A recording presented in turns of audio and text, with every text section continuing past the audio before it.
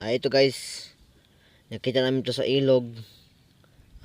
Ibang kasing bato to, parang umiilaw-ilaw siya. Kung ganyan-ganyan mo, kapag ikot-ikot mo, mag-ilaw-ilaw siya. Ewan ko anong kasing bato to ba. Basta sa ilog namin nakita to.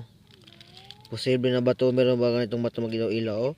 Guys, tignan mo talaga mabuti guys. Dito basta-basta na bato. Makaiba nga